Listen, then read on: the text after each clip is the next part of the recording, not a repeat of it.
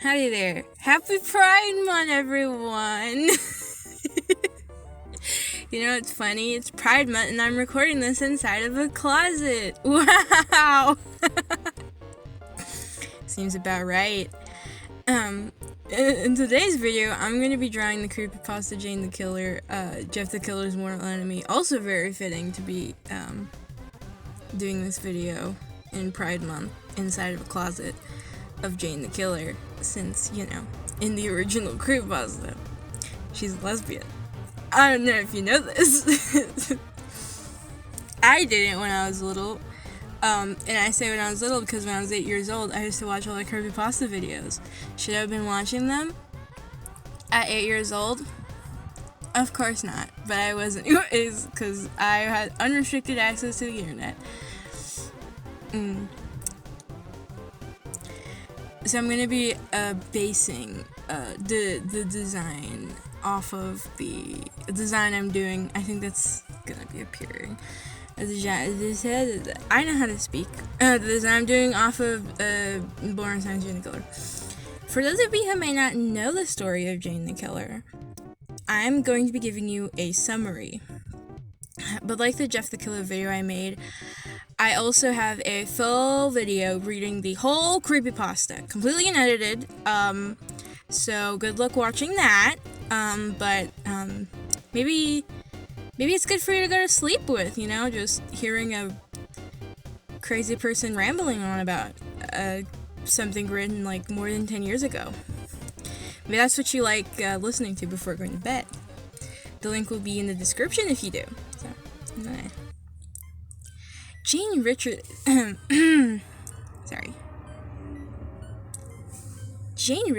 was struggling financially. It wasn't a very good year for her and her little sister. Her aunt had taken her and her sister in after her parents were killed by the notorious Jeff the Killer. So after seeing an ad on the newspaper for blood donation that said you'd receive $150 for donating, Jane saves the address of the donation place to go after her shift is done. During said shift, a man dressed in formal clothes with a Bluetooth earpiece that Jane describes as looking like Walter White with hair. Sorry. That made me laugh. That was a funny part. I was not expecting her to hit me with Walter White with hair in the middle of the story. Also, that is so suspicious. Imagine going to like a diner, I think she works at IHOP, with like a Bluetooth earpiece. Also, when I was reading it, they wrote it kind of weird. They wrote it like different from how Bluetooth is usually written. So it was like a blue earpiece. A what? I was like, it's a blue earpiece? But it's a Bluetooth earpiece. Sorry, I'm an idiot. So maybe that didn't help. That didn't help also. While Gene is making his order, he says into his earpiece that they found her. They found the perfect woman. I think that's what he says. Which isn't ominous at all. That's not ominous. After Jane's shift, she goes to the blood donation place and receives her $150. Then she gets a call from the donation place saying if she comes back to give more blood, she'll receive 10 grand. 10 grand at that time was very life-changing. Not that 10 grand now wouldn't be. You know, it's substantial money. 10 grand for donating blood is, you know, till this day it would be a lot, but back then it was even more. So of course she accepted. With this money she'll be set. You know, she says like she's gonna put it in a bank account to, you know, save up for her and her sister. 1 week later she returned to the biomedics blood bank. That's where I learned. See, I think we go into like half the story and then we learn the place is called biomedics. Which sounds like an ominous place, to be honest. If some place was called biomedics, it'd be like, of course it's shady. That sounds like a freaking like shady operation place from a superhero story. Anyways, after her blood is drawn and she receives her money, heading back to her car, she's approached by CIA agents and escorted to the CIA headquarters. That never ends well, okay? If you're approached, firstly of all, if you're approached by CIA agents, you're fucked. And then they escort you to the CIA headquarters. Oh, yeah, no. Outside the place are FBI and U.S. Marshal vans and cars parked outside. So, in the beginning of the story, they say that there's like a manhunt going for Jeffrey Woods, right? Every fucking police and like authority is after this man. He is the most wanted man in the world, probably. Everybody wants this man. The CIA wants him, the FBI want him, the US Marshals, the police, state police, everybody is on this man's ass, and they can't get them. They don't explain anything to her. They say to her she's the key to defeating Jeff, but they don't elaborate. So basically they don't say anything. They're like, yo, help us defeat Jeff. You want revenge, Jeffrey Woods? Then come with us and you'll get it, revenge. They say some shit like that, and it's like, that, what? Anyways, they put Jane through a lot of exams, and she passes them, and she's led through a hallway where she sees rooms with the bodies of young women. That's fucking terrifying! So she rightfully starts freaking out. And, like, being, fighting to escape, because she's like, you're gonna kill me! They sedate her, and we fade to black, and Jane wakes up in a sterile room in a chair. The place she is in was really similar to a dentist's office. Jane is Jane is put through an experiment funded by the US government, of course. What is this experiment, you ask? Well, it's replacing the blood of a person with a substance called liquid hate. Sounds fun. During this procedure, Jane clinically dies, and for a period of time gets to see her parents. It's a genuinely sweet moment, and it's actually really touching to read.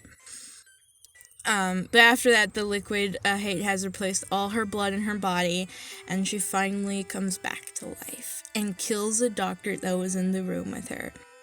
And then they call in reinforcements, and she kills them too. Why does she do that?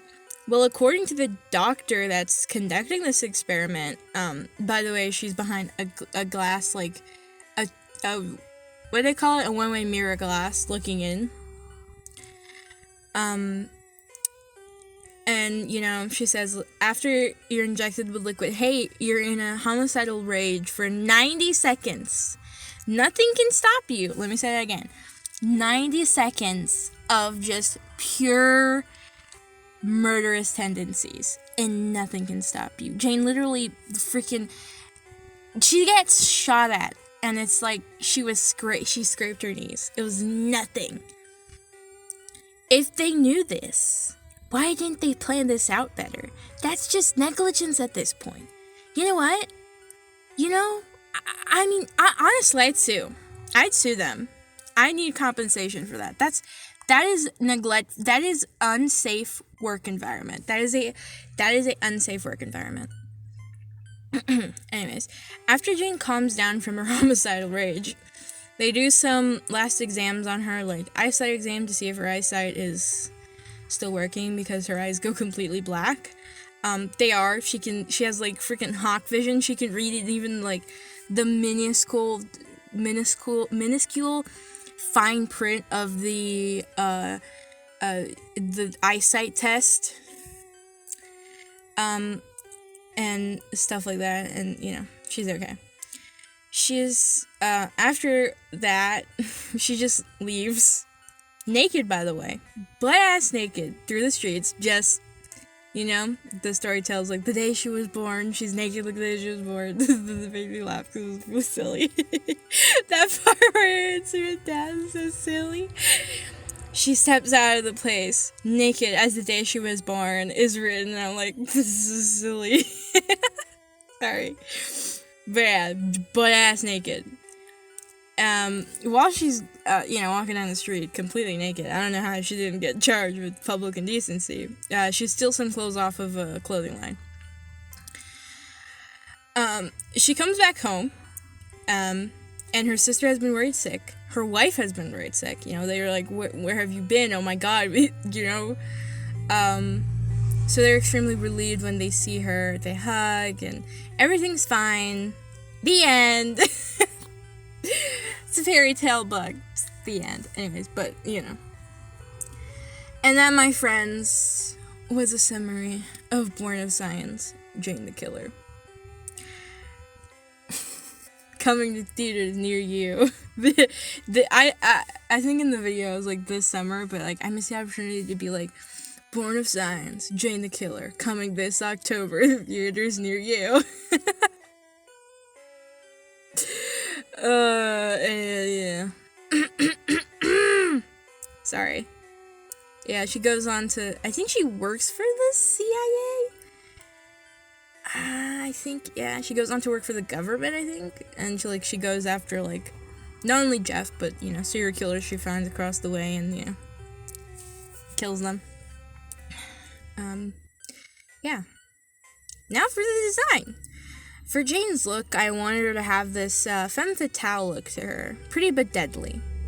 Of course, she's pale white and has completely black eyes and black hair, like she's described having after the liquid hate injection. That's pretty much it. Not for the design. Yeah. Her color palette is basically just black and white. And I think I added like pops of red on underneath her eyes, and for the specific drawing that's showing up, I put like blood on the knife, because if you're gonna have a knife, why not put blood on it? Yeah, that's pretty much it. Wow, I'm so great at doing this, can you tell? But yeah, that is the gist of her design, really. It's like a femme fatale design. I gave her a black dress with a slit and a garter belt. Why am I talking like that? A garter belt. Sorry, a garter belt, and I think she's wearing heels. I think it's a solid design that I did. Solid enough. Yeah. I think for like I might later on draw her wife.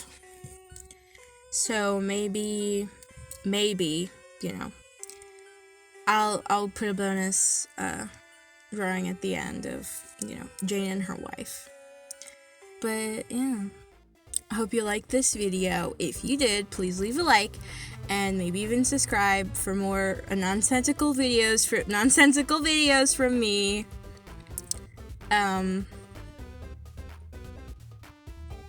Bye. I don't know how to do an outro.